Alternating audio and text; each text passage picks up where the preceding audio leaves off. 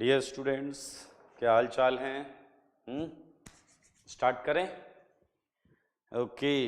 मैं ये उम्मीद करता हूँ कि पिछली क्लासेस में जो हमने पढ़ा है वो आप रेगुलरली मेंटेन कर रहे होंगे, थ्योरी कॉपी को उसे रिवाइज कर रहे होंगे, ठीक है? क्योंकि याद रखेंगे कि मैकेनिज्म चैप्टर जो है, जो हम अभी पढ़ रहे हैं, ये चैप्टर एक तरीके से फाउंडेशन होगा ऑर्गेनिक केमिस्ट्री में रिएक्शन मैकेनिज्म को लेकर, ठीक है?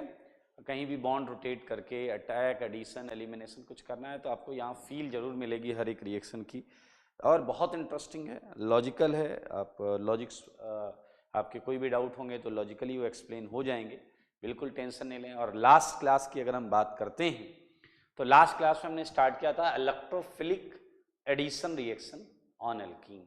आपको याद होगा ऐसा क्यों था? क्योंकि एल्कीन न्यूक्लियोफाइल था। तो अगर एल्कीन न्यूक्लियोफाइल है तो उस पर ऐड करने वाली चीज न्यूक्लियोफाइल नहीं हो सकती, it's a common sense. Nucleophile पे न्यूक्लियोफाइल अटैक नहीं करेगा तो इलेक्ट्रोफाइल अटैक करेगा। और पिछले लेक्चर में अगर आपको याद हो तो हमने टेबल बनाया था, एक इधर था और एक इधर था, और इस टेबल में अगर आपको याद हो तो हमने जितनी भी चीजें लिखी थी वो ए बी फॉर्मेट की थी, ए बी फॉर्मेट की थी, जिसमें आप देखें आपको ए पर प्लस और बी पर माइनस आता हुआ दिख रहा था। So what was A B? A B was electrophile. A B एक इलेक्ट्रोफाइल था, और इस इलेक्ट्रोफाइल हमने इस टाइप के बहुत सारे इलेक्ट्रोफाइल को डिटेल्ड में एक्सप्लेन किया था, ठीक है? यहाँ पर हमने एक टेबल बनाई थी और फिर इधर भी एक टेबल बनी हुई थी।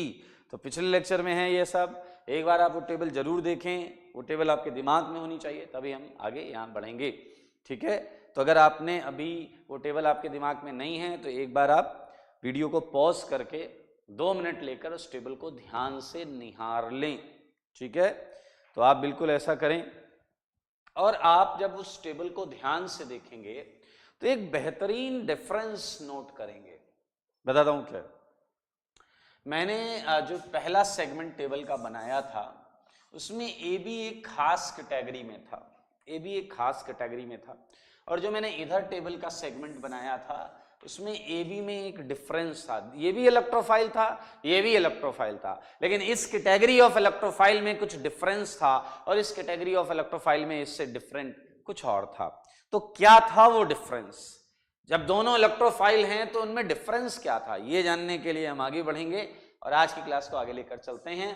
आइए, हम एक रिएक्शन चालू कर रहे थे, पिछली क्लास में हमने लिखा हुआ है, और ये रिएक्शन था, मैं फिर से हेडिंग डाल देता हूं, आपकी कॉपी में ये हेडिंग पड़ी हुई है तो प्लीज इसे दोबारा हेडिंग ना करें, इलेक्ट्रोफिलिक एडिशन रिएक्शन, ये आपकी कॉपी में है, so don't write it again. Clear? ये ऐसा था, और ये क्या है? इलेक्ट्रोफाइल। ये क्या है? न्यूक्लियोफाइल, ठीक है? और आपको पता है कि ए बी का कौन सा पार्ट है इलेक्ट्रोफिलिक? ए बी का कौन सा पार्ट इलेक्ट्रोफिलिक है? ए पर पार्शियल प्लस, बी पर पार्शियल माइनस। ऐसा हमने माना हुआ है कि ए ज्यादा इलेक्ट्रोफिलिक है और बी ज्यादा इलेक्ट्रोपॉजिटिव है। ए को इलेक्ट्रोफिलिक बात सेम ही है, कोई फर्क नहीं पड़ेगा। ए ज्यादा इलेक्ट्रोफिलिक की जगह ए इलेक्ट्रोपॉजिटिव एटम है और बी इलेक्ट्रोनेगेटिव एटम है, ऐसा मैंने माना हुआ है। अगर मैं रिवर्स मान रहा होता तो मैंने प्लस इधर और माइनस इधर लगाया होता। आई थिंक इजी है। चालू करें, अभी बहुत आसान है। अगले 5 मिनट, बोले तो 300 सेकेंड आपको देना है, ध्यान खोल कर रखने हैं अपने कान, और ये एक बार आपको समझ में आ गया तो सब कुछ होगा आसान। सही है? मजा आ गया? हाँ, चलिए इसे करते हैं। ये इलेक्ट्रोफाइल है, ये न्यूक्लियोफाइल है। तो अब आप देखें, यूजुअली इस टाइप के इलेक्ट्रोफाइल में आपको एक इलेक्ट्रोपॉजिटिव और नेगेटिव पार्ट दोनों दिखते हैं। अब आप कहोगे जब दोनों हैं देन हाउ कैन यू से ये इलेक्ट्रोफाइल है? मेरे भाई, इसका जो ये पॉजिटिव वाला पोर्शन होता है ये एक्चुअली इस एल्कीन की तरफ इंट्रैक्ट होता है, अट्रैक्ट होता है, रुझान होता है उसका उधर जाने का। सिंस इसके इलेक्ट्रॉन डेफिशिएंट साइट का इस पर रुझान होता है, इसकी तरफ जाने का नेचर होता है, इसलिए इस पूरी चीज को इलेक्ट्रोफाइल कैटेगरी में रखा जाता है। तो आई थिंक इजी है। आइए, और अब हम इस रिएक्शन को पढ़कर एंजॉय करने वाले। क्लियर? अब मैं आपको पहले बताऊंगा कि पिछली क्लास में लिखी गई टेबल में वो जो दो मैंने डिफरेंस की बात की है, उन दोनों में जो डिफरेंस की बात की है वो डिफरेंस क्या था। देखना चाहते हैं आप वो डिफरेंस? आइए आइए वो डिफरेंस मैं आपके सामने लेकर आता हूं। हम इस रिएक्शन को पूरा करने जा रहे हैं और इस रिएक्शन को पूरा करने के लिए पहले मैं वो डिफरेंस आपको खुले तौर पर बताता हूं। व्हेन ए बी इज, ध्यान से देखो, मगर बोर्ड पर आपने कल लिखा था HCl, HBr, HI और क्या लिखा था? H2SO4। क्या तुम्हें याद आ रहा है? सब लिखा था तुमने। ROH H+, DCl, DBr और बोलो बेटा ROH H+, RCOOH H+, बोलो सब लिखा था या नहीं लिखा था? ETC। ये वाली कैटेगरी फर्स्ट कॉलम में जो इधर कॉलम था उसमें ये AB लिखा हुआ था। आप ना भरोसा है तो एक बार चेक कर लें, यही लिखा हुआ था फर्स्ट जो मैंने कॉलम बनाया था, HBr, HCl, HI, H2SO4, ये। अब इसमें क्या है खासियत? आइए सबके ए को चेक करते हैं। हम क्या चेक करेंगे? हम सबके ए को चेक करेंगे। इसका ए, इसका ए, इसका भी AH होगा, इसका AH, DH। सही है यानी? नोट करो इन सबका जो ए वाला पोर्शन है, ए वाला पोर्शन, उस पे आयनाइजेशन के बाद कोई भी इलेक्ट्रॉन नहीं होगा। उस पर आयनाइजेशन के बाद कोई भी इलेक्ट्रॉन नहीं होगा। What would you get? H+, H+, H+, H+, H+, D+, अरे भाई किसी पर भी कोई इलेक्ट्रॉन पेयर नहीं है, किसी पर भी कोई इलेक्ट्रॉन पेयर नहीं है। ये बहुत आसान बात है और मैं ऐसा मानता हूं कि ये आप देख पा रहे हैं, इसलिए इस चीज को मैं ऐसे ना लिखकर एक सेंटेंस के लाइन में लिखूंगा। When in AB A+ doesn't contain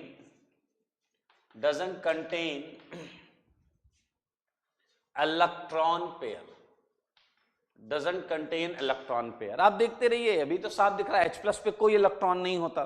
ठीक है, अब आप थोड़ा सा बुद्धि लगाओ। अगर केस 1 में मैं ये ले रहा हूं कि A+ में कोई इलेक्ट्रॉन पेयर नहीं है, तो क्या आप केस 2 का अंदाजा लगा पा रहे हैं? क्या आप केस 2 का अंदाजा लगा पा रहे हैं कि केस 2 में A पर क्या आएगा? यहां नहीं है अनसेड पेयर, तो वहां क्या होना चाहिए? वहां होना चाहिए अनसेड पेयर। तो मेरे भाई अभी केस 1 को समझेंगे और केस 1 से हम केस 2 का आइडिया तो लगा रहे हैं, लेकिन पहले केस 1 को फिनिश करेंगे, उसके बाद केस 1। आओ बच्चों आओ, हम करेंगे मैकेनिज्म, हम करेंगे इस रिएक्शन की मैकेनिज्म। अब अगर आप इसकी मैकेनिज्म ध्यान से सुनना चाहते हैं, सीखना चाहते हैं, समझना चाहते हैं, तो पेन पेंसिल छोड़ दो मतलब फेंकना नहीं है, वहीं रख दो और हाथों में ले लो हाथ अपना खुद का ऐसे, और ध्यान से स्क्रीन पर देखिए और सुनिए कि क्या बोला जा रहा है। मैकेनिज्म देखो जनाब, ये है एल्कीन, ये है एल्कीन। एल्कीन जो होती है प्लेनर होती है। ये कार्बन कार्बन, इधर बॉन्ड, इधर बॉन्ड, इधर बॉन्ड, इधर बॉन्ड। प्लेनर होता है ट्राइगोनल प्लेनर, तो भाई साहब मर्सिडीज साइन ट्राइगोनल प्लेनर बनेगा। कार्बन, ये बॉन्ड है कार्बन कार्बन बॉन्ड, इससे 120 पर हाइड्रोजन, 120 पर हाइड्रोजन, 120 पर कार्बन, इससे 120 पर। सिंपल ये बना रहा हूं, ये 4 बॉन्ड। अब इस पर प्लेनर चीजों पर, ऑर्गेनिक केमिस्ट्री में प्लेनर चीजों पर हमेशा अटैक टॉप और बॉटम दोनों तरफ से होता है। ये ध्यान से सुने। प्लेनर चीजों में अटैक टॉप और बॉटम दोनों तरफ से होता है। तो इस एल्कीन पर ये AB टॉप अटैक भी कर सकता है और बॉटम अटैक भी कर सकता है। सारे लोग ध्यान से सुनेंगे, क्योंकि ये प्लेनर है तो इस पे अटैक टॉप से भी हो सकता है, बॉटम से भी हो सकता है। बस आप ध्यान से सुनिए, आपके सारे सवालों का जवाब मिलेगा, सारे सवालों का जवाब मिलेगा। पढ़ाई से रिलेटेड जितने सवाल हैं उनका जवाब अभी मिल जाएगा, इसलिए ध्यान से सुनिए। ये एल्कीन, ठीक है, इससे रिएक्शन कौन करेगा? AB। जो एक छोटा सा वाक्य बताता हूं आपको, ध्यान से सुनना, मजा आएगा, ध्यान से सुनना। एक वाक्य सुनाता हूं आपको। सुबह सुबह का वक्त था, मैं अकेला मॉर्निंग वॉक कर रहा था।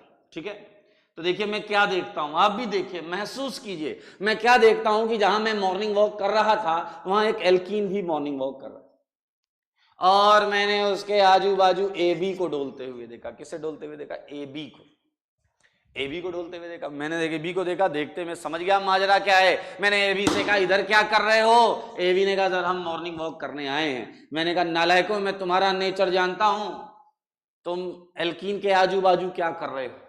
इन्होंने कहा सर हम एल्कीन को अप्रोच करने का प्रयास कर रहे हैं। मैंने कहा कि मे आई हेल्प यू, क्या मैं तुम्हें एल्कीन को अप्रोच करने के तरीके में मदद कर सकता हूं? इन दोनों ने कहा नहीं सर हम खुद कर लेंगे, वी आर एक्सपीरियंस्ड। मैं वहां से थोड़ी दूर गया और एक बेंच पर बैठ गया, ठीक है, और मैं ये देख रहा हूं कि ए बी एल्कीन को किस तरीके से अप्रोच करेगा। तैयार है मेरे भाई? देखिए ये एल्कीन है, ये ए बी है, धीरे धीरे ये पैरेलल अप्रोच कर रहे हैं, ठीक है। ए बी पहले यहां था, फिर थोड़ा और पास, फिर थोड़ा और पास।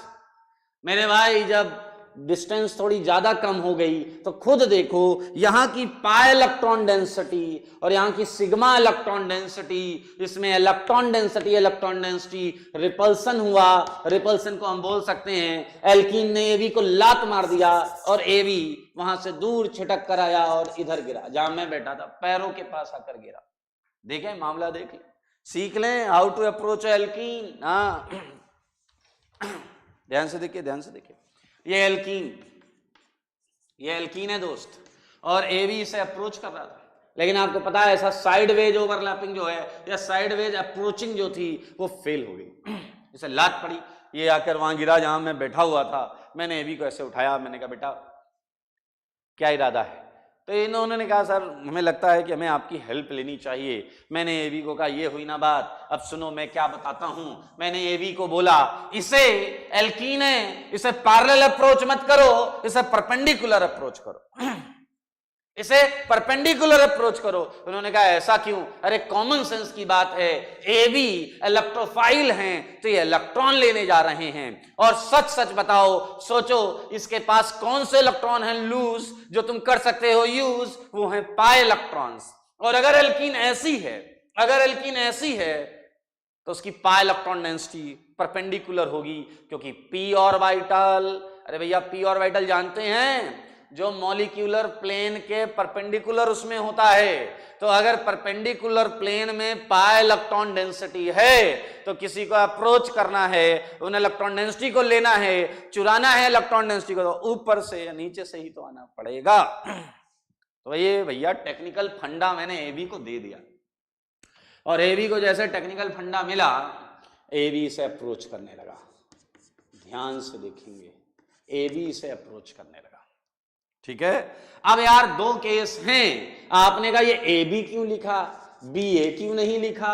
आपका डाउट हो सकता है भैया, आप हैं तो आप डाउट पूछ सकते हैं। ए बी लिखा है, बी ए क्यों नहीं लिखा परपेंडिकुलर में? मतलब ये एल्कीन है तो ए नीचे बी ऊपर या बी नीचे ए ऊपर, ऐसा कैसे? मेरे ख्याल से ये मैं पहले बता चुका हूं, क्योंकि ए बी में ए इलेक्ट्रोपॉजिटिव पार्ट है, इलेक्ट्रोपॉजिटिव मतलब उस पर इलेक्ट्रॉन डेफिशिएंसी थोड़ी सी होगी, जिसकी वजह से वो इस तरीके से अप्रोच करेगा, इस तरीके से अप्रोच नहीं करेगा।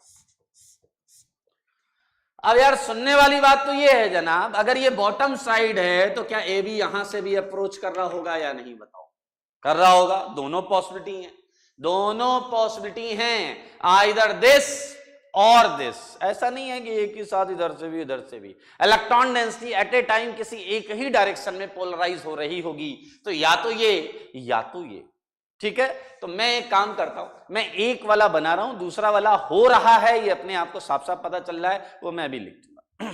समझिएगा इस बात को मेरे भाई, alkene plus A B, clear? ये जो चीज है इसे बोलते हैं पाई कॉम्प्लेक्स। क्या बोलते हैं दोस्त? Pi complex.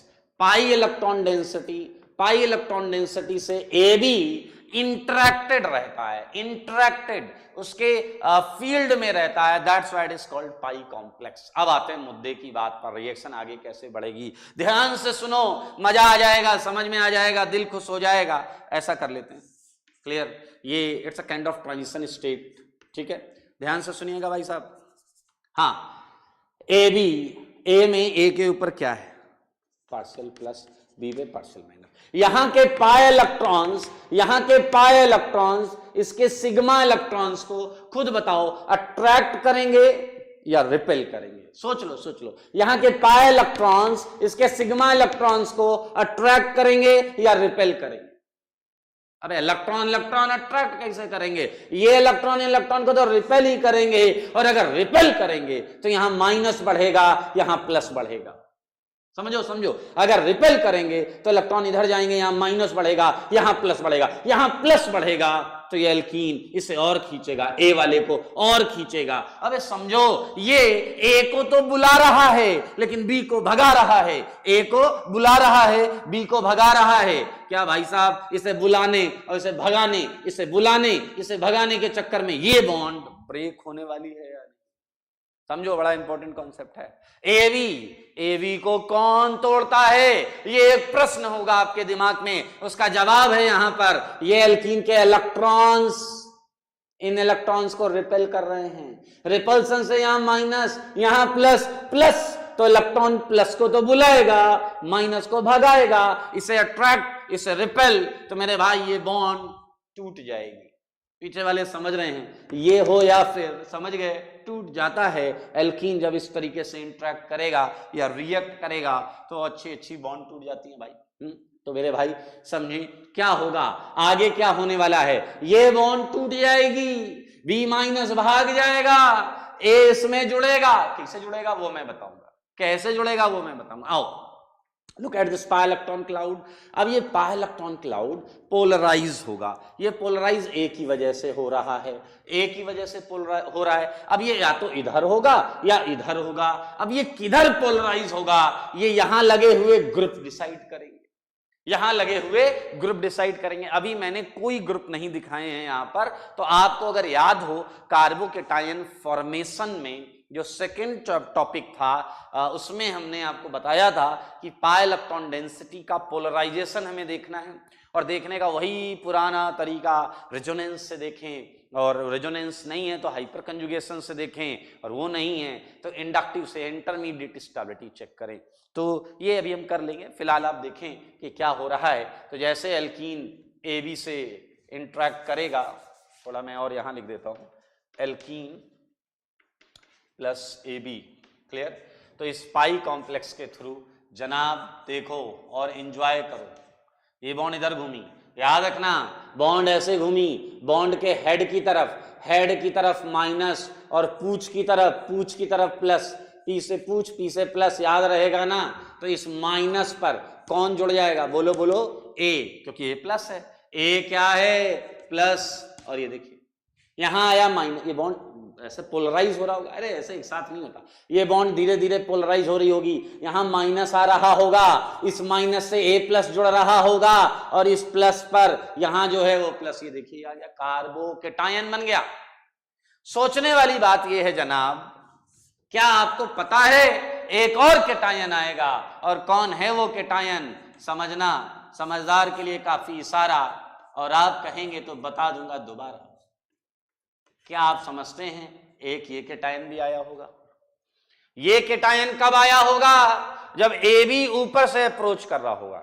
ए बी नीचे से अप्रोच कर रहा है तो एक केटायन, ए बी ऊपर से अप्रोच कर रहा है तो ये केटायन। अब आप ये बोल सकते हैं कि सर ये क्या मजाक है, इसी को घुमा दो वो बन जाएगा, उसे घुमा दो ये बन जाएगा। अगर आप ऐसी बहकी बातें करते हैं तो इसके दो ही मतलब हो सकते हैं।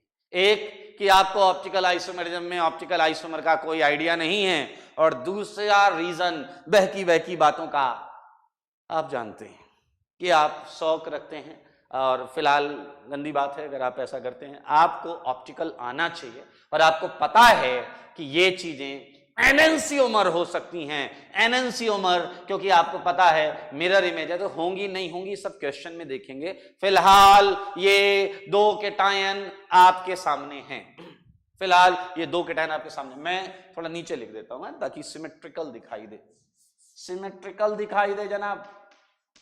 ये देख लो,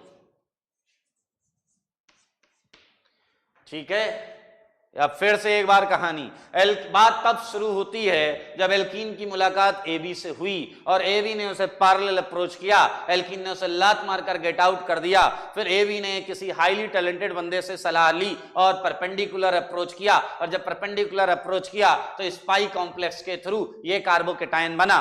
परपेंडिकुलर अप्रोच दो तरफ से हो सकता है, टॉप से भी और बॉटम से भी। देखिए इस तरीके से अप्रोच होगा, ये इलेक्ट्रॉन डेंसिटी पोलराइज होगी। इलेक्ट्रॉन डेंसिटी किधर पोलराइज होगी ये लगे हुए ग्रुप डिसाइड करेंगे, तो हम क्वेश्चंस में जरूर देखेंगे।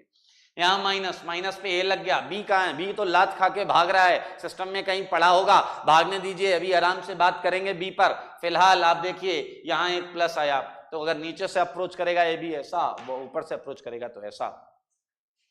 फिलहाल बी माइनस यहां से निकल गया। ये है कार्बोकेटायन। और जनाब हमने पढ़ा है पूरी ऑर्गेनिक केमिस्ट्री में, जब जब कार्बोकेटायन बनेगा तो उसके पास रीअरेंजमेंट का फ्रीडम होगा। अगर वो पहले से ज्यादा स्टेबिलिटी प्राप्त कर रहा है बाय रेजोनेंस और बाय हाइपर कंजुगेशन और by relieving angle strain, by having relief in angle strain, तो वो रीअरेंजमेंट करेगा और आप उसे रोक नहीं सकते। फिलहाल तो यहां पर बिल्कुल पॉसिबिलिटी है कि ये केटायन रीअरेंज होकर कहीं और चला जाए और मोस्ट स्टेबल हो जाए। हो सकता है इधर रिंग हो और ये एक्सपैंड हो जाए, तो होने दो, मतलब पॉसिबिलिटीज बहुत सारी हैं, वो होने दीजिए। फिलहाल हम ये मानते हैं कि ये केटायन मोस्ट स्टेबल है, हम ऐसा मानते हैं। क्वेश्चंस में अरेंजमेंट हो रहा होगा तो हम कराएंगे। फिलहाल यहां पर मैं मान रहा हूं, सारे लोग ध्यान से सुने, कि ये कार्बोकेटायन मोस्ट स्टेबल है। और अगर ये कार्बोकेटायन मोस्ट स्टेबल है तो आपकी पार की नजर बता सकती है कि ये इलेक्ट्रोफाइल है। क्या है जनाब? इलेक्ट्रोफाइल है। देखो देखो, ये इलेक्ट्रॉन चाहिए, इलेक्ट्रॉन की भारी रिक्वायरमेंट है, और इलेक्ट्रॉन की भारी रिक्वायरमेंट है तो सिस्टम में केवल एक ही चीज है, सिस्टम में केवल एक ही चीज है जो इलेक्ट्रॉन रखती है, और ये है न्यूक्लियोफाइल। क्या है ये? न्यूक्लियोफाइल इलेक्ट्रॉन है ना इसके पास। ये देखिए मजेदार चीज है, मजेदार चीज, अच्छा लगेगा। बी माइनस को बुलाया गया, बोला गया भाई आओ तुम्हें रिएक्शन करनी है। उसका एक्सपीरियंस पहला खराब था, उसने कहा नहीं यार क्या लफड़े में फंसा रहे हो, पिछली बार गया था लात पड़ गई थी। तो इसे बोला गया रे भाई पिछली बार न्यूक्लियोफाइल से मुकाबला था, इस बार तुम्हारी राह कौन देख रहा है? इलेक्ट्रोफाइल। बी माइनस को कॉन्फिडेंस में लिया गया, बी माइनस को जब बताया गया इलेक्ट्रोफाइल है तो उसने इंटरेस्ट दिखाया, और बी माइनस इस केटायन पर, ये केटायन हमने मान लिया है मोस्ट स्टेबल केटायन है, ये बी माइनस इस केटायन पर फिर से टॉप और बॉटम अटैक करेगा, क्योंकि केटायन होता है प्लेनर। केटायन कैसा होता है? प्लेनर, और प्लेनर चीजों पर टॉप और बॉटम अटैक होता है। सो बी माइनस इधर से, सिमिलरली इधर इधर। तो क्या आप समझ रहे हैं, इन दो केटायन पर टॉप और बॉटम अटैक होने से 4 टाइप की चीजें दिख सकती हैं। तो छात्रगण ध्यान दें, ए अगर इस पर बी ऊपर से गया तो ये बनेगा, देखते रहे बहुत आसान है, ऐसा कुछ भी नहीं। अच्छा दूसरा, बी अगर इस पर नीचे से गया, एकदम एंजॉय करते हुए देखिए, सही है, ये बनेगा। अब अगला, बी इस पर ऊपर से गया, इस वाले पर, नीचे वाले पर बी ऊपर से गया, बी ऊपर से गया, इस वाले पर बी नीचे से गया,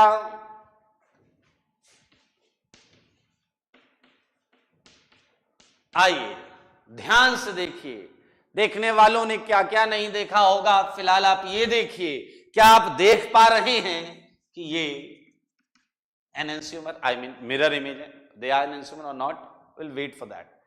मिरर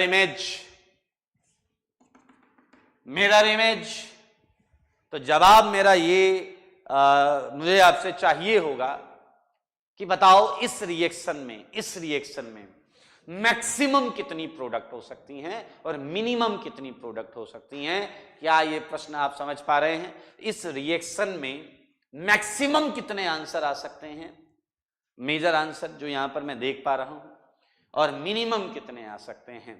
तो मेरे भाई मैक्सिमम आंसर के लिए ये चारों अलग होने चाहिए, मैक्सिमम आंसर के लिए ये चारों अलग होने चाहिए, और ऐसा तभी मुमकिन है जब इसमें ऑप्टिकल आइसोमर्स हो, स्टीरियो आइसोमरिज्म हो रहा हो। तो इसके मैक्सिमम आंसर हैं 4। इसके मैक्सिमम आंसर क्या है दोस्त? 4 और minimum answer clearly 1। Minimum answer 1 कैसे होगा? सोचो जरा, अगर मैं यहां हाइड्रोजन लगा दूं, देखो देखो H H H H, अगर हर जगह हाइड्रोजन है, hydrogen hydrogen hydrogen hydrogen hydrogen hydrogen hydrogen hydrogen hydrogen hydrogen hydrogen hydrogen ही है, तो मेरे भाई एक जरा से छोटे से नन्हे मुन्ने से कंपाउंड का कन्फर्मेशन बना रखा है, क्योंकि उसमें ऑप्टिकल होगा नहीं, स्टीरियो जो होगा वो नहीं हम मान रहे होंगे, तो ये उसके कन्फर्मेशंस होंगे, सिंगल कंपाउंड के कन्फर्मेशंस होंगे। तो इस सिचुएशन में, ऐसी कैटेगरी में मैक्सिमम आंसर 4 होंगे और मिनिमम प्रोडक्ट 1 होंगी। मैं फिर से बता रहा हूं, एक बार सुन लें, जब ये सेंटर भी कायरल हो, ये सेंटर भी कायरल हो, सिमेट्री ना हो, उस समय आपको 4 आंसर्स मिल रहे होंगे, और जब ये ना कायरल हो ना ये कायरल हो तो मिनिमम आंसर 1 होंगे। अब ये कब होंगे कायरल, कब नहीं होंगे, ये तो क्वेश्चन पर डिपेंड करेगा, जो आपको क्वेश्चन सीट में, डीपीपी में या क्लास टेस्ट या टेस्ट पेपर्स में मिलेगा, तो वहां पर हम देखेंगे। अभी तो हम जनरलाइज वे में कर रहे हैं। तो मेरे भाई ये है केस 1। यहां देखें आप, ये आपने एक झटके में ये सब कर लिया है, ये सारा का सारा कर लिया है। देख ले, A B A B A B A B A B A B A B कर लोगे यार, ए बी तो करना है, आई मीन ऐसे ही ए की जगह एच यूज करना है, बी की जगह उसका काउंटर पार्ट यूज करना है। चलिए मैं आपको एक और सलाह देता हूं, जब आप रिएक्शन करें तो ये पाई कॉम्प्लेक्स ना बनाएं। ये आपने महसूस कर लिया, फील कर लिया, सीख लिया, अब ना बनाएं। बॉन्ड को घुमाएं, उस पर ए लगाएं और आगे बढ़ जाएं, इस तरीके से कर लें। तो मेरे भाई ये है केस 1, और केस 1 में हमने कुछ इंपॉर्टेंट बातें सीखी हैं, उन इंपॉर्टेंट बातों को मैं यहां लिखना चाहूंगा आपके सामने, ठीक है? आइए मैं वो इंपॉर्टेंट बातें यहां लिखता हूं। चलिए नोट फर्स्ट पॉइंट में देखें, कार्बोकेटायन इंटरमीडिएट है। इस रिएक्शन का इंटरमीडिएट क्या है? Carbocation, carbocation intermediate. सारे लोग देखना, बहुत मजेदार सेगमेंट है। सेकंड पॉइंट, क्या बताओ, इन रिएक्शंस में रीअरेंजमेंट ऑफ कार्बोकेटायन हो सकता है या नहीं हो सकता है? बिल्कुल हो सकता है। यहां नहीं कराया हमने, बट इस टाइप की रिएक्शंस में रीअरेंजमेंट पॉसिबल, रीअरेंजमेंट बिल्कुल मुमकिन है, मना नहीं किया जा सकता। थर्ड पॉइंट, अच्छा अगर इस रिएक्शन में मैं आरडीएस की बात करूं, आरडीएस मतलब रेट को डिटरमाइन करने वाला स्टेप, तो मेरे भाई 2 ही स्टेप है मोटे मोटे देखे जाएं, एक जिसमें केटायन बना है, एक जिसमें केटायन बना है, और दूसरा जिसमें केटायन कंज्यूम हुआ है और प्रोडक्ट में गया है। तो यहां बॉन्ड टूट रही है, यहां बन रही है, पीछे वाले सुनो, यहां टूट रही है और यहां बन रही है। अब अगर टूट रही है तो बताओ, बॉन्ड टूटना ये आसान काम नहीं होता, तो इट वुड बी स्लो, ये स्लो होगा, स्लो, तो ये है RDS step, rate determining step. समझ में आया? तो हम बोलेंगे फॉर्मेशन ऑफ कार्बोकेटायन, ये बना है ना, इस स्टेप में क्या बना है? Carbocation, formation of carbocation is RDS, formation of carbocation is RDS. अब मजेदार चीज आने वाली है, एकदम दिल थाम कर बैठ जाएं, अरे सांसें नहीं थामनी, दिल थाम कर बैठ जाएं, ध्यान से देखें। अगला पॉइंट मजेदार, दिल खुश हो जाएगा आपका। फॉर्मेशन ऑफ कार्बोकेटायन आरडीएस है। अगला पॉइंट जो आएगा उसे ध्यान से सुने। अगर मैं आपके सामने 3 एल्कीन दे देता हूं, सारे लोग ध्यान से सुने, देखो 1 एल्कीन, 2 एल्कीन और 3 एल्कीन, सारे लोग देखिएगा, ये 3 एल्कीन है, ये NO2 है, CH3 है और यहां कुछ नहीं है, CH2 है, ठीक है? अगर आपके सामने कई सारी एल्कीन हैं और आपसे पूछा जाए भाई एक बार एल्कीन ये लेकर AB अटैक कराओ, एक बार दूसरी वाली एल्कीन लेकर AB अटैक कराओ, एक बार तीसरी वाली एल्कीन लेकर AB अटैक कराओ, और आपसे पूछा जा रहा है किसका रेट ज्यादा है, क्या पूछा जा रहा है? किसका रेट ज्यादा है, रेट ऑफ रिएक्शन किसका ज्यादा है? तो मेरे भाई कहीं ना कहीं आपसे यही पूछा गया है कि किसका केटायन जल्दी बना है, क्योंकि रेट यहीं से डिसाइड होता है। रेट हमेशा आरडीएस से हम जाकर देखेंगे। तो अगर ये पूछा गया है इन तीनों एल्कीन पर इलेक्ट्रोफिलिक एडिशन कराते समय, इन तीनों एल्कीन पर इलेक्ट्रोफिलिक एडिशन कराते समय, ध्यान से सुनो मेरी बात, इन तीनों एल्कीन पर इलेक्ट्रोफिलिक एडिशन कराते समय कौन सा इलेक्ट्रोफिलिक एडिशन फास्ट होगा? रेट कंपेयर करने को कह रहा है। तो सिंपल सी बात है, वो यही पूछ रहा है इन तीनों एल्कीन में किसका कैटायन जल्दी बना होगा, यही है प्रश्न। पहले प्रश्न समझिए। जीवन में आंसर प्राप्त करने के बजाय प्रॉब्लम को समझना सबसे ज्यादा जरूरी है, क्योंकि कई बार जल्दबाजी में हम क्वेश्चन को प्रॉपर समझते नहीं और फिर एक क्वेश्चन को जिसे हमने प्रॉपरली समझा नहीं है उसके हम तरह तरह के सॉल्यूशंस ढूंढ रहे होते हैं जो कि फिट नहीं बैठते। इसलिए सबसे ज्यादा ध्यान क्वेश्चन को समझने में देना चाहिए। ये तीन एल्कीन, इनमें हमें इलेक्ट्रोफिलिक एडिशन का रेट कंपेयर करना है and we have to find out which one is going to be faster. अब अगर मैं आपसे पूछूं इन तीनों एल्कीन में कौन सा रेट फास्ट रखता है, तो कहीं ना कहीं आपका मन, आपका दिमाग ये बोल रहा होगा जिस केस में कैटायन जल्दी बने। देखिए यहां तक तो आप बहुत सही है, यहां तक तो आप बहुत सही हैं कि अगर आप ये सोचते हैं कि जिस केस में कैटायन जल्दी बनेगा उसका रेट ज्यादा होगा, यहां तक तो सब सही है। लेकिन अगर आप में से कुछ लोग ये सोचते हैं कि जिस केस में कैटायन ज्यादा स्टेबल बनेगा उसका रेट ज्यादा होगा, तो आप टेक्निकली सही नहीं हैं। दोनों बात में फर्क था। आप सुनिएगा, मजा आएगा, इसी चीज का आनंद लीजिए। अगर आप ये सोचते हैं कि इसका कैटायन जल्दी बनेगा उसका रेट ज्यादा होगा, तो ये बात सही है। लेकिन आप कहते हैं जिसका कैटायन स्टेबल बनेगा वो जल्दी, अरे भाई साहब गलत बात। ज्यादा स्टेबल और जल्दी दो अलग चीजें हैं मेरे भाई। कैटायन बनने से पहले भी कुछ हुआ है। इस कैटायन बनने से पहले AB बॉन्ड टूटी है। सोचो जरा ध्यान से, AB बॉन्ड अगर टूट ही ना पाए तो कैटायन कितना भी अच्छा क्यों ना बन पा रहा हो या बन पाने की संभावना हो, उस समय रेट खराब होगा ही। AB बॉन्ड टूटनी चाहिए। AB बॉन्ड तोड़ने के लिए यहां एल्कीन में इलेक्ट्रॉन डेंसिटी कितनी है वो ज्यादा इंपॉर्टेंट है। आप इस बात को अपने भेजे में रखें। अगर यहां ज्यादा इलेक्ट्रॉन है तो AB बॉन्ड जल्दी टूटेगी, और AB बॉन्ड जल्दी टूटेगी तो ये जो भी चीज है कम स्टेबल या ज्यादा स्टेबल ये जल्दी बनेगा। कॉन्सेप्ट समझे? मोस्ट ऑफ द बुक्स में लिखा होता है ज्यादा स्टेबिलिटी मींस ज्यादा रेट, बट लॉजिक समझे। अरे यार फिर वही वाली बात है, आप ब्याह करने जाओगे तो पहले एंगेजमेंट करोगे या पहले ब्याह करोगे? कॉमन सेंस की बात है ना यार, चीजें सीक्वेंस में चलती हैं, चीजें सीक्वेंस में चलती हैं। देखो ये ब्याह हो गया, इधर एंगेजमेंट चल रही, तो यहां से चीजें डिसाइड करो। तुम्हें कोई डिसीजन लेना, इधर डिसीजन लो, उधर क्या डिसीजन ले रहे हो? यहां डिसीजन लीजिए। AB की जब मुलाकात हुई एल्कीन से, जब AB एल्कीन से मुलाकात, पहली मुलाकात हुई, तो यहां पर यहां की electron density would be deciding factor कि ये ज्यादा इलेक्ट्रॉन्स होंगे तो ये बॉन्ड खटाक से टूटेगी और रिएक्शन फास्ट होगी।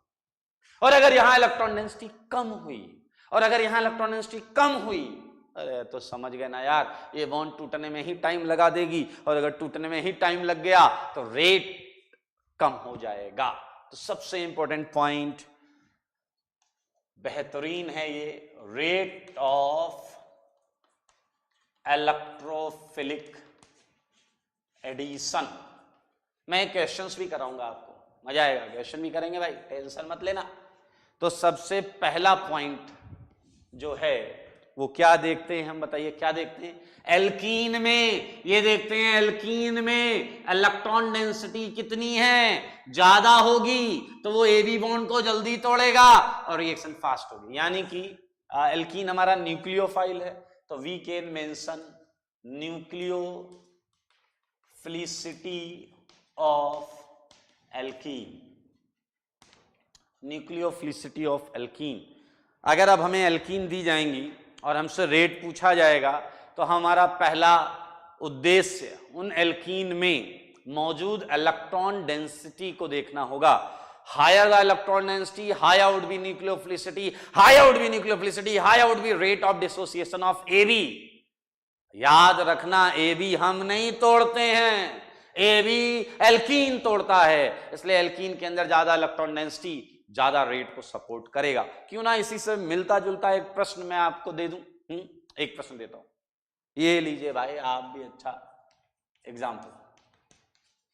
अरेंज फॉलोइंग, ठीक है, in decreasing order of rate of electrophilic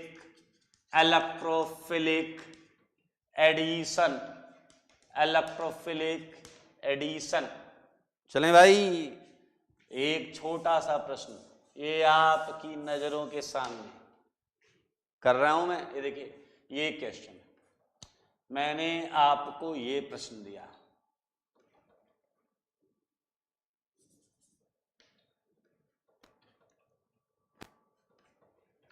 तीन एल्कीन आपकी आंखों के सामने, ठीक है, और आपसे पूछा गया कि रेट ऑफ इलेक्ट्रोफिलिक एडिशन लगाओ। तो रेट ऑफ इलेक्ट्रोफिलिक एडिशन सीधे सीधे किन्हें देखता है? एल्कीन में मौजूद इलेक्ट्रॉन डेंसिटी को। और उसने देखा, यहां पर देखिए, ये मिथाइल, एक मिथाइल, दो मिथाइल, तीन चार मिथाइल, ये भी हाइपर कंजुगेशन से, ये भी, वो भी, ये भी, चार तरफ से इलेक्ट्रॉन डेंसिटी। क्या समझ पा रहे हैं? क्या इसका आंसर आपको दिख गया? 1 > 2 > 3। पहले में 4 मिथाइल ने इलेक्ट्रॉन डेंसिटी दी है, सब बढ़ाई हुई है, और दूसरे में 2 ने, तीसरे में 1 ने, तो ये क्लियरली 1 2 3 है। याद रखें, यहां हमने कैटायन विटायन नहीं चेक किया, यहां कैटायन स्टेबिलिटी के पीछे नहीं पड़े हैं, ठीक है। अगले पॉइंट पर चलेंगे, बहुत मजेदार पॉइंट है, ध्यान से देखें। बी, एक और क्वेश्चन मेरे भाई। अब मैं आपको फिर से 2 एल्कीन देता हूं, और आपने नियम के अनुसार सबसे पहले चेक किया न्यूक्लियोफिलिसिटी ऑफ एल्कीन। लेकिन मान लो आपकी जो 2 या 3 एल्कीन हैं, आपने देखा ध्यान से, और आपको पता चलता है कि न्यूक्लियोफिलिसिटी जो है वो ऑलमोस्ट कंपैरेबल है। जितने इलेक्ट्रॉन इसमें हैं लगभग उसी के कंपैरेटिवली इलेक्ट्रॉन दूसरे में भी। अब क्या करेंगे? ये प्रश्न ध्यान दें। ये देखिए, मैंने आपके मुंह पे एक क्वेश्चन ये वाला मारा, इसे ध्यान से देखिए। Isobutene and cisbutene. अगर आप न्यूक्लियोफिलिसिटी चेक करेंगे, 2 मिथाइल इधर दे रहे हैं, 2 मिथाइल इधर दे रहे हैं, अब मामला गड़बड़ हो गया, क्योंकि न्यूक्लियोफिलिसिटी हम पहले चेक करेंगे तो 2 की वजह से तो ये कंपेरेबल हो गया। अब मेरे भाई कंपेरेबल यानी कि जब पहला पॉइंट काम ना करे, यानी कि अगर न्यूक्लियोफिलिसिटी कंपेरेबल हो जाए तो हम जाएंगे उस चीज पर जो तुम पहले ब्याह करने वाले आ गए। अरे एंगेजमेंट हो चुका है तो ब्याह तो कर लो ना यार। यानी कि कैटायन स्टेबिलिटी, मजेदार चीज मेरे भाई, stability of carbocation, stability of carbocation.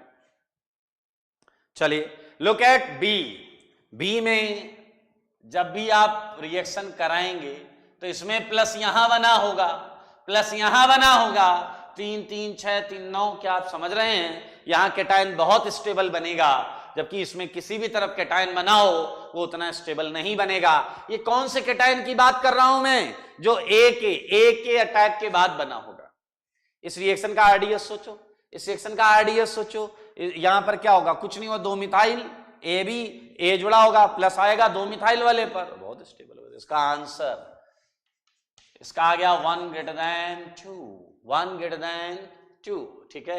एक और प्रश्न जो है वो मैं देना तो चाहता हूं, जगह की बड़ी फाइट है, यहां दे देता हूं मैं। सी पार्ट, ये देखें क्वेश्चन मेरे भाई। यहां आपको प्रॉब्लम देखनी पड़ेगी। पहली प्रॉब्लम, न्यूक्लियोफिलिसिटी 2 मिथाइल की वजह से सेम है, सेम।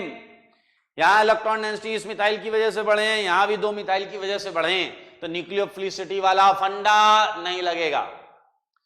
दूसरा क्या है? एंगेजमेंट के बाद ब्याह हो गया भैया, ब्याह हो गया तो ब्याह में देखो स्टेबिलिटी ऑफ कैटायन, इसमें बनाओ कहीं भी कैटायन, इधर या इधर, या इसमें बनाओ इधर या इधर, सेम मामला, सेम कैटायन स्टेबिलिटी सेम। अरे मेरे भाई, जब कैटायन भी सेम है, न्यूक्लियोफिलिसिटी भी सेम है, तो अब हम रेट कैसे पता करेंगे? याद रखना, जब ये दोनों पॉइंट कंपेरेबल हो जाएंगे तो हम तीसरी चीज पर चलेंगे, और यहां हम रिएक्टेंट की खुद की रिएक्टिविटी की बात करते हैं। रिएक्टेंट की खुद की रिएक्टिविटी की बात करते हैं। ध्यान से सुने, 1 stability of alkene, 1 stability of alkene. मुझे बताओ जरा, सिस और ट्रांस में ज्यादा स्टेबल कौन था? आंसर था ट्रांस। तो अगर ट्रांस ज्यादा स्टेबल है तो वो लेस रिएक्टिव होगा, है ना इंटरेस्टिंग। अगर ट्रांस ज्यादा स्टेबल है तो वो लेस रिएक्टिव होगा।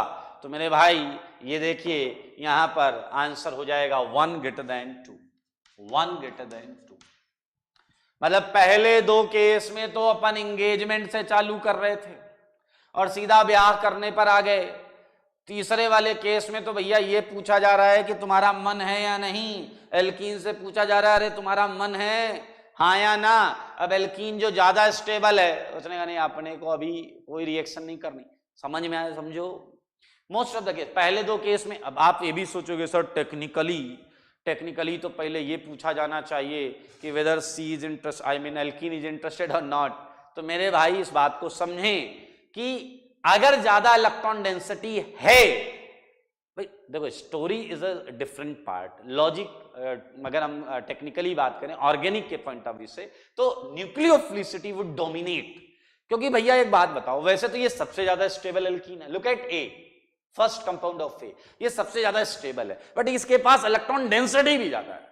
अब इसके पास इलेक्ट्रॉन डेंसिटी ज्यादा है तो ये अच्छा न्यूक्लियोफाइल है और ये अच्छा न्यूक्लियोफाइल है तो ए भी तो आपका इलेक्ट्रोफाइल है। तो मेरे भाई if something is more nucleophilic and if it is going to react with electrophile तो रिएक्शन तो होगी। तो अपन स्टोरी के पॉइंट ऑफ व्यू से अपने को लग रहा है कि सर ये स्टेबिलिटी ऑफ एल्कीन पहले चेक करना चाहिए बट ये लास्ट में चेक होगी। क्योंकि if a strong nucleophile is there and electrophile is there तो वो रिएक्शन डोमिनेट करेगी, फास्ट होगी। तो मेरे भाई एक एग्जांपल हमने किया है, इसके 3 पार्ट हैं ए बी सी और ये तीनों पार्ट हैं स्टेबिलिटी ऑफ एल्कीन को लेकर। ठीक है, अभी हम आगे बढ़ेंगे और कुछ और पॉइंट्स लिखेंगे यहां पर, ध्यान से देखना। और पॉइंट्स क्या हैं? 5th पॉइंट मुझे बताओ जरा, ध्यान से सुनना। क्या ये जरूरी है, सुनना ध्यान से सुनना, क्या ये जरूरी है कि आपकी जो प्रोडक्ट है उसमें ए और बी अगल बगल ही रहें? सोचो, क्या ये जरूरी? जैसे इसमें देखो ए इस कार्बन पे बी बाजू वाले कार्बन पे, क्या ये जरूरी है कि इस टाइप की रिएक्शन में जो प्रोडक्ट मिलेगा उसमें जो दो चीजें जुड़ी हैं वो अगल बगल ही मिलेंगी? Is it necessary? सोचो। हाँ, नहीं हो सकता। Very good. क्योंकि अगर रीअरेंजमेंट पॉसिबल है तो केटायन जो बाजू में बना है वो रीअरेंज करके किसी और जगह पर जा सकता है। तो कोई जरूरी नहीं है कि आपको प्रोडक्ट विसिनल मिले। सही बात है। तो मैं लिखूंगा विसिनल प्रोडक्ट मे और मे नॉट बी ऑब्टेन्ड, मे और मे नॉट बी ऑब्टेन्ड। समझ में आया? एक और पॉइंट मजेदार पॉइंट है, बताना जरा।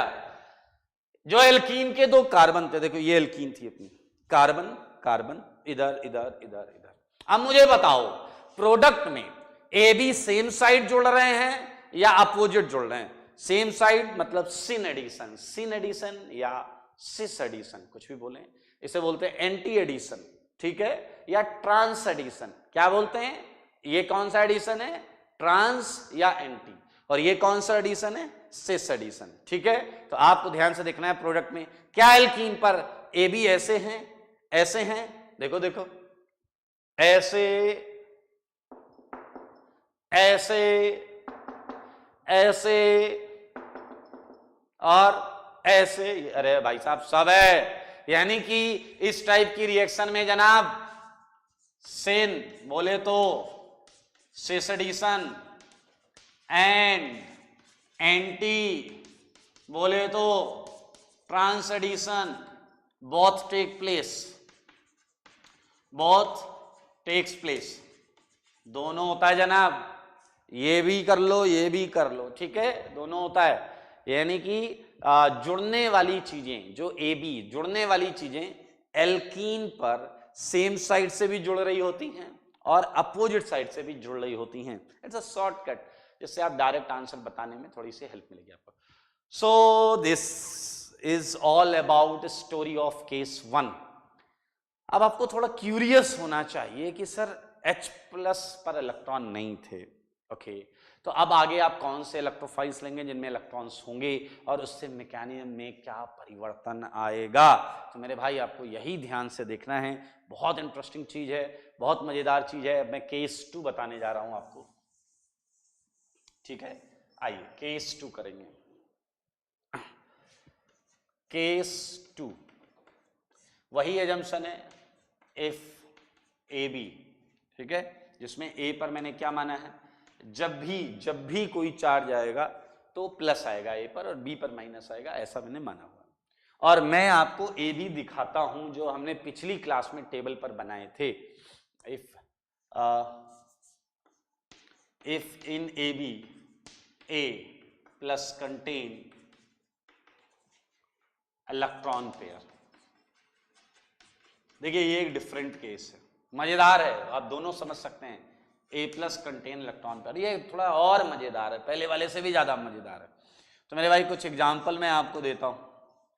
क्या याद है Br2? सोचो Br2 हमने लिखा था, Br2 इन CCl4 लिखा था और मैंने बोला था CCl4 सॉल्वेंट है तो उस पर ध्यान मत दो, मैंने ऐसा बोला था। लुक Br2 में एक Br प्लस एक Br माइनस। अब अगर आपके दिमाग में ये बात है कि कौन है जो इस बॉन्ड को तोड़ेगा तो आपने ध्यान से केस 1 नहीं देखा है। अब आपके पास आंसर है, इस बॉन्ड को तोड़ने की जिम्मेदारी केवल और केवल एल्कीन की पाई इलेक्ट्रॉन डेंसिटी की होती है, एल्कीन की न्यूक्लियोफिलिसिटी की होती है, एल्कीन के अंदर मौजूद इलेक्ट्रॉन डेंसिटी की होती है, जो इस बॉन्ड को तोड़ने के लिए रिस्पॉन्सिबल होते हैं। तो क्या आपको देखना है कि जो इसका A plus so called A plus होगा, क्या उस पर लोन पेयर है? अरे भाई साहब कितने चाहिए, बोलो चाहिए कितने हैं, कितने चाहिए भाई, है ना? अपने को एक लोन पेयर, एक पेयर से मतलब है, समझ में आया? इतने 2 3 4 100 200 अपने को नहीं, एक चाहिए कम से कम। देखिए और यहां पर मैकेनिज्म में जेन्युइन रिक्वायर्ड एक चेंज देखने को मिलता है, होना भी चाहिए। तो आप एकदम दिल लगाकर दिमाग से ध्यान से देखते रहें। Br2 हो गया, Cl2 हो गया, I2 हो गया, OHBr हो गया, OHBr Br पर प्लस आएगा, NOCl हो गया जनाब, NO पर प्लस आएगा, ICl हो गया, BrCl हो गया, IN3 हो गया। अब ऐसे तो यार बहुत सारे लिखता रहूंगा मैं। देखने वाली बात यह है कि यहां आपका चाहे Br प्लस निकले, Cl प्लस निकले, I प्लस निकले, Br प्लस निकले, NO प्लस निकले, I plus Br plus I plus, इन सब पर pair of electron, at least a pair of electron तो मौजूद है। इससे क्या परिवर्तन आएगा रिएक्शन में, मैकेनिज्म में, प्रोडक्ट में, ये देखने के लिए तैयार हो जाइए। हम स्टार्ट करने जा रहे हैं उसी कंपाउंड, उसी रिएक्शन के लिए मैकेनिज्म, ठीक है। ये C डबल बॉन्ड C, ठीक है, और ये है AB, ठीक है। वाक्या सुनेंगे एक स्टोरी फिर से, जैसे वहां एक स्टोरी थी वैसे यहां पर। मेरे भाई सुबह सुबह का वक्त था, मैं अकेला मॉर्निंग वॉक कर रहा था और मैं फिर क्या देखता हूं कि एक एल्कीन भी है उधर और एक AB भी है उधर। AB ने मुझे देखते हुए बोला गुड मॉर्निंग सर। मैंने कहा ठीक है, खुश रहो। AB से मैंने पूछा इधर क्या कर रहे हो? AB ने कहा जरा आप देखो, आपसे कुछ छिपा हुआ नहीं है, आप सब जानते हो। We are here to approach alkene, बहुत कॉन्फिडेंस के साथ इसने बोला we are here to approach alkene. मैंने कहा मे आई हेल्प यू? इसने कहा सर पिछली बार आपने जबरदस्त कॉन्सेप्ट सिखाया, जबरदस्त फंडा सिखाया केस 1 में, तो अभी अपने को पता है कि कैसे अप्रोच करना है। ध्यान से सुनना सारे लोग। इसने बोला अभी अपने को पता है कैसे अप्रोच करना है। मैंने कहा चलो रिवाइज करो कैसे अप्रोच करना है। कह रहा पैरेलल नहीं जाने का, क्योंकि अपने को पाई इलेक्ट्रॉन चाहिए, इसलिए टॉप या bottom, perpendicular to molecular plane of alkene, perpendicular to molecular plane of alkene. Okay, फंडे क्लियर थे भाई इनके? जब मैंने देखा इनके फंडे क्लियर है तो मैंने कहा अपन निकल लेते हैं, ऐसी जगहों से निकल लो, दूरी रहो, ज्यादा अच्छा है। लेकिन क्या तुम्हें ये पता है अभी भी ये केस है कि ये भी ऊपर से भी आ सकता है और नीचे से भी आ सकता है। अगेन मैं एक ही केस बना रहा हूं, लेकिन इस बात को अपने दिमाग में बैठाए रखें कि केस दोनों हो सकते हैं।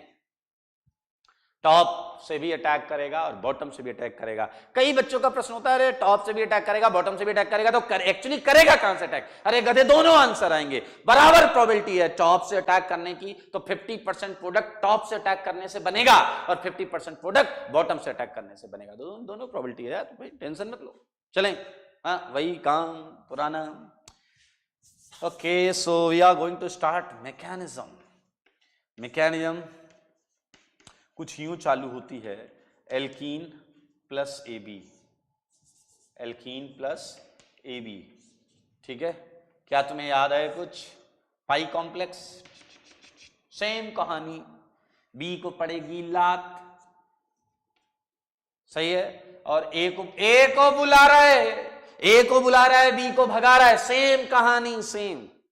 ए को बुला रहा है, बी को भगा रहा है, तो बी निकल के भाग जाएगा और ए इससे जुड़ जाएगा।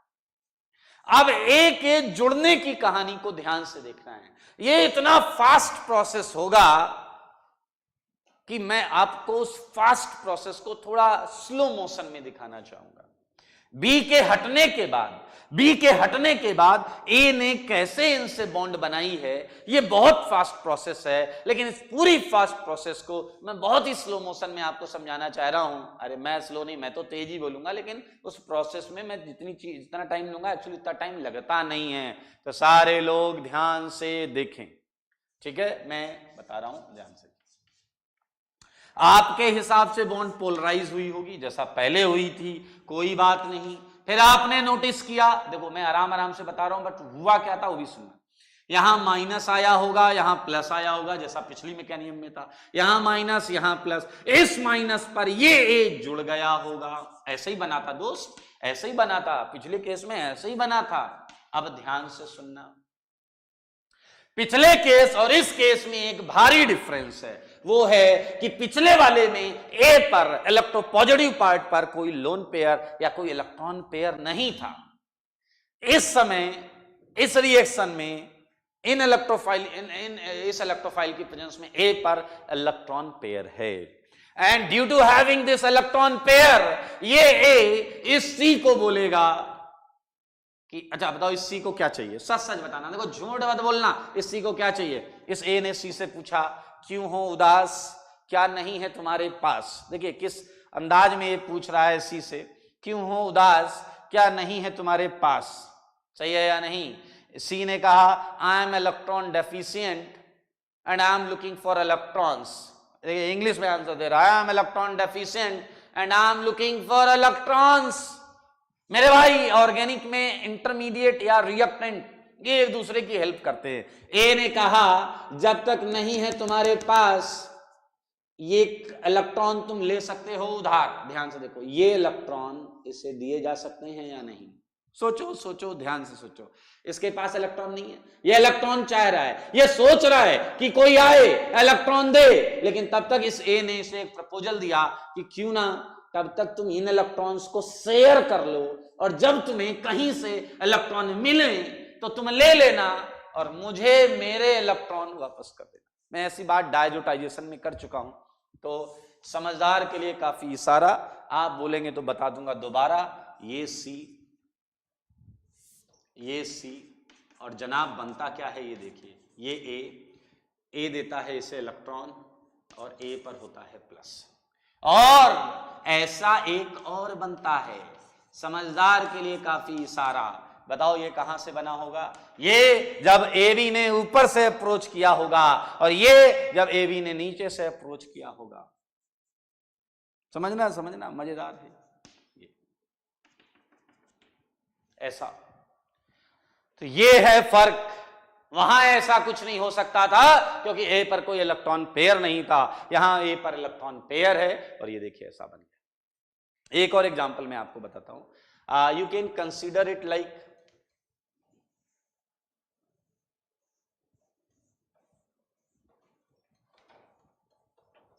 मान लीजिए आपकी जॉब लग जाती है किसी दूसरे शहर में और आप वहां जाते हैं, उस शहर में जाते हैं, आपकी जॉब लगी भाई है, अच्छी बात है। आप वहां गए और अचानक आप एक शहर में गए, आपके पास रहने की कोई जगह नहीं, तो आप अपने मित्र के घर पर पहुंच गए। तो आपके मित्र ने बोला कि भाई जब तक तुम्हारे पास घर नहीं है तब तक आप मेरे घर में रहो, और जब आपको घर मिल जाए तो ठीक है चले जाना, सेम फंडा है, ठीक है। अब आप उल्टा मत सोचना कि सर हम जहाँ जाते हैं वहाँ जाने के बाद हम वहीं रहते हैं और मेरा दोस्त घर ढूंढेगा, ऐसा नहीं है, आप ही को ढूंढना है। आप ये तमीज वाली बात करते थोड़ा सा। देखिए तो दरअसल क्या समझना, मामले को समझना पड़ेगा, ये फील करना पड़ेगा कि जब आप अपने दोस्त के घर पे रह रहे हैं, जब आप अपने दोस्त के घर पे रह रहे हैं तो उससे भी दिक्कत हो रही होगी। एक कमरा था मान लीजिए उसके पास, पहले एक कमरे में वो खुद रहता था, फिर आप पहुंच गए, आप भी वहां फैलकर पड़े हुए हैं, तो अब उससे कुछ तो दिक्कत हो रही है। लेकिन तुम पहले से थोड़ा स्टेबलाइज्ड हो, तुम पहले से थोड़ा स्टेबलाइज्ड हो, क्योंकि देखिए इसमें सबका ऑक्टेट पूरा है। अब एक बात समझने वाली ये है कि ए को कभी इलेक्ट्रॉन बाहर से नहीं चाहिए, ए को कभी बाहर से इलेक्ट्रॉन नहीं चाहिए, बाहर से इलेक्ट्रॉन कार्बन को चाहिए। किसे चाहिए? कार्बन को चाहिए। बाहर से इलेक्ट्रॉन किसे चाहिए? कार्बन को चाहिए। मतलब तुम गए हो अपने दोस्त के यहाँ रहने, तो तुम्हें घर ढूंढना है, तुम्हें घर ढूंढ के बाहर जाना है, तुम्हारे दोस्त का तो वही घर है। यानी कि इस ए के लिए बात करें तो इस ए ने अपने जो इलेक्ट्रॉन इसे या इसे शेयर करने के लिए दिए हैं, इन्हें तो वही इलेक्ट्रॉन वापस चाहिए। एक्चुअल डेफिशिएंसी, मैं यही समझाना चाह रहा हूं, एक्चुअल डेफिशिएंसी कार्बन की है, कार्बन को इलेक्ट्रॉन चाहिए। यानी कि बाहर से कोई इलेक्ट्रॉन देने आएगा तो वो इन कार्बन्स को देगा, ए को नहीं देगा। ए को तो इलेक्ट्रॉन है उसके पास, ए ने तो बस एक, समझ में आया या नहीं? अब सबसे मजेदार बात अभी मैंने जो बोली और आपने सुनी वो ये है, एक्चुअल डेफिशिएंसी कार्बन की है, ए की नहीं है। ए के पास तो थे भैया इलेक्ट्रॉन और अभी भी हैं। ए का ऑक्टेट देख लो, ए का ऑक्टेट पहले भी पूरा होगा, अभी भी पूरा होगा। ए को आप ब्रोमीन मानो, सोच लो, ए के पास पहले भी 8 थे और सी के पास इलेक्ट्रॉन देने के बाद ऊपर प्लस आ गया, फॉर्मल चार्ज है, अभी भी 8 है। तो समझने वाली बात यह है कि डेफिशिएंसी कार्बन की है, ए की नहीं है मेरे भाई। इसे हम सिंपल कार्बोकेटायन नहीं बोलते, इसे बोलते हैं नॉन क्लासिकल कार्बोकेटायन। क्या बोलते हैं दोस्त? Non classical carbocation, non classical carbocation. और आप थोड़ी और बुद्धि लगाएं, आप अगर बुद्धि लगाएंगे तो आप कह पाएंगे कि सर ये सच नहीं है जो दिख रहा है, क्योंकि आपकी बातों से लग रहा है कि यहां पर भी प्लस है, यहां पर भी प्लस है, यहां पर भी प्लस है। एक्चुअल डेफिशिएंसी इनकी है, कार्बन पर प्लस होना चाहिए, तभी तो कार्बोकेटायन वर्ड यूज कर सकते हो। दरअसल ये बात सच है, मैंने बोला था, आपने सुना नहीं। सी की डेफिशिएंसी को, दिक्कत को कुछ हद तक ए शेयर करेगा, कुछ हद तक ए शेयर करेगा, तो दरअसल यहां भी कुछ प्लस होगा, यहां भी कुछ प्लस होगा। दरअसल हम थोड़ा सा आलस करते हैं, बुक्स में भी ऐसा होता है कि नॉन क्लासिकल कार्बोकेटायन, प्यार से हम इसे एनसीसी बुलाते हैं, एनसीसी को जब बनाते हैं तो उसके इस नीचे वाले एटम पर ही प्लस दिखाते हैं, जबकि वास्तविकता में क्या है वो आप समझ पा रहे हैं। वास्तविकता में प्लस कार्बन पर होगा और ये कार्बन का ही प्लस होगा जो बाहर से आने वाली चीज से इलेक्ट्रॉन लेगा। क्लियर? तो दरअसल तीनों जगह प्लस होता है एंड इसका एक हाइब्रिड होना चाहिए इन विच ए पर भी कुछ प्लस होगा और दोनों कार्बन पर भी कुछ प्लस होगा। अब आप कहोगे सर उतनी देर से आप 2 कार्बन की बात क्यों कर रहे हो, हैं? वो तो किसी एक को देगा। मेरे भाई लुक एट दिस अरेंजमेंट, इस अरेंजमेंट को देखकर आप ये नहीं समझ पाओगे ये ए इस सी से जुड़ा था, इस सी को इसने गिफ्ट किया, या ये इस सी से जुड़ा था, इससे गिफ्ट किया। क्लियर? वो अलग बात है कि एक पर प्लस ज्यादा रहेगा कम रहेगा, वो अलग चीज है। पहले आप मामले को समझिए। दिस इज एनसीसी, एक बात, ए पर प्लस के साथ साथ इन कार्बन पर भी प्लस होता है, वो अलग बात है। हम उस प्लस को नहीं बनाते या नहीं शो करते, बट इसका मतलब ये नहीं कि वहां प्लस नहीं होता है, वहां प्लस होता है। आप समझ लें इस चीज। Okay, so this is all about non classical carbocation. और मजेदार बात, केस 1 से अगर कंपेयर करो तो ये है कि यहां रीअरेंजमेंट नहीं हो सकता, यहां रीअरेंजमेंट नहीं हो सकता, क्योंकि इस सी के प्लस को रीअरेंजमेंट करने से पहले ही ए ने अपने इलेक्ट्रॉन्स दे दिए, ए ने अपने इलेक्ट्रॉन्स दे दिए। तो मेरे भाई ये अगर हम इसका नोट लिखें, नोट, इसका भी तो नोट होगा। पहला पॉइंट क्या है? कार्बोकेटायन इंटरमीडिएट, यहां क्या होगा? Non classical carbocation intermediate. Second point क्या है? रीअरेंजमेंट पॉसिबल, यहां क्या लिखेंगे? नो रीअरेंजमेंट, यहां रीअरेंजमेंट नहीं हो सकता। देखो कितनी मजेदार चीजें भाई साहब। Formation of cation is RDS, ये बिल्कुल सही बात है। ये formation of NCC is RDS, कोई दिक्कत नहीं है दोस्त, बिल्कुल सही है। फोर्थ पॉइंट पर चलते हैं। हाँ फोर्थ पॉइंट क्या है? अच्छा फोर्थ पॉइंट बिल्कुल सेम है दोस्त, रेट ऑफ इलेक्ट्रोफिलिक एडिशन। जनाब ये बिल्कुल सेम है, ये वैसे ही कर लीजिएगा, बस केटायन की जगह एनसीसी आ जाएगा, केटायन की जगह एनसीसी आ जाएगा। चलो इस रिएक्शन को तो पूरा कर लो। अब बताओ इसे इलेक्ट्रॉन चाहिए, यह है नॉन क्लासिकल केटायन, और सिस्टम में एकमात्र न्यूक्लियोफाइल कौन है? बोलो कौन है वो? B minus. कौन है वो? B minus. बी माइनस आएगा, इस पे अटैक कर जाएगा। अब देखना एक और मजेदार सेगमेंट आपका यहां इंतजार कर रहा है। ए ने इस कार्बन से नीचे से बॉन्ड बना रखी है, तो ध्यान से सुनना। जैसे ये सी है, सुनना, इस सी ने ए को कहा, इस सी ने इस ए को कहा अपने इलेक्ट्रॉन ले लो, तुमने जो दिए ले लो। ए ने कहा क्यों, कोई मिल गया है क्या? सी शर्माते हुए कहेगा हाँ। तो ये देखिए, अब इसमें समझना है, ध्यान से सुनो, अभी भी समझने की बात है। ऐसा नहीं होगा कि पहले ए ले ले उसके बाद बी आकर दे, क्योंकि ऐसा हुआ तो इस सी पर फिर से फुल प्लस आ जाएगा। मतलब ये दोनों काम साइमल्टेनियस होंगे। ए इलेक्ट्रॉन धीरे धीरे ले रहा होगा और बी इधर से धीरे धीरे दे रहा होगा, यानी कि सी ए बॉन्ड का ब्रेकअप हो रहा होगा एंड बी सी बॉन्ड का एंगेजमेंट हो रहा होगा। वो उधर जुड़ रहा है और ये इधर हट रहा है, यानी कि साइमल्टेनियस। इसका टूटना, पीछे वाले इस बॉन्ड का टूटना, सीए का टूटना और सीबी का बनना, ये साइमल्टेनियस है। अगर ये साइमल्टेनियस है तो क्या आप ये समझ पाए हैं कि ये ऐसा कुछ आंसर आएगा? देखो मगर बोर्ड पर बी इधर से ये खुल गया, ए नीचे, इधर से खुलेगा तो ए इधर नीचे ही होगा। एक ने कहा इधर अटैक करता तो क्या ये खुलता? यस बिल्कुल सही, कमाल करते हो भाई साहब, क्या सही जवाब दिया आपने। देखो बिल्कुल सही। एक ने कहा एक ये जो नीचे पड़ा है इसमें इधर अटैक करके इसे खुलता क्या? हाँ बिल्कुल सही, आप बिल्कुल सही बोल रहे हैं। ये देखो जरा, ये ए और ये बी, देखो ठीक है। एक ने कहा इधर अटैक करके ऐसे खुलता क्या? अरे बिल्कुल सही, ऐसे ही होता। सी बी ये ए, हो गई रिएक्शन, पूरी रिएक्शन हो गई। आप देखोगे कुछ मजेदार दिख रहा होगा। ये इसकी मिरर इमेज, ये इसकी मिरर इमेज, ये इसकी मिरर इमेज, ये इसकी मिरर इमेज। क्या मैं आपसे वो प्रश्न पूछ लूं जो आपसे मैंने उस केस 1 में पूछा था? Maximum product and minimum product, maximum product and minimum product, जवाब दो, मेरे सवालों का जवाब दो। मैक्सिमम प्रोडक्ट क्लियर है? दो आएंगी भैया, ये मिरर इमेज है, ये मिरर इमेज है, ये मिरर इमेज है, ये मिरर इमेज है। तो मेरे भाई ये मिरर इमेज और ये मिरर इमेज है, तो ये सेम हो गए, सेम है ना भाई। तो मैक्सिमम प्रोडक्ट दो होंगी जब ये एनेंसियोमर्स हो, और मिनिमम प्रोडक्ट एक होगी। I think it's quite easy given that यार ए बी अगर अलग अलग है तो आंसर 4 भी आ सकते हैं, एल्कीन सिमेट्रिकल नहीं है तो वेरियस आंसर्स आ सकते हैं।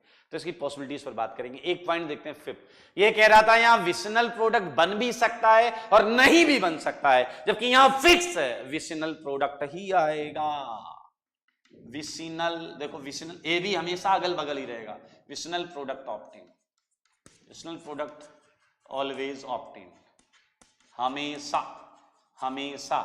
और आखिरी पॉइंट महा इंपॉर्टेंट, यहां तो सिन एडिशन भी हुआ था और एंटी एडिशन भी हुआ था, जबकि यहां आप आंख खोल कर देख लें एडिशन केवल एंटी है, एंटी एडिशन।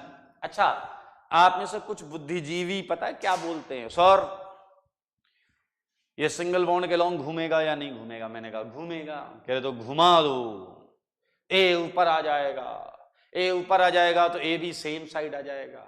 मेरे भाई मैं ये नहीं पूछ रहा हूं कि क्या आंसर में ए बी सेम साइड होगा या नहीं होगा, मैं तो पूछ रहा हूं कि एल्कीन पर जुड़ते समय क्या ए बी सेम साइड से जुड़ा, क्या आंसर है नहीं जुड़ा, एनसीसी। और याद रखना पूरी ऑर्गेनिक केमिस्ट्री में जहां एनसीसी होगा वहां एंटी एडिशन होगा ही होगा।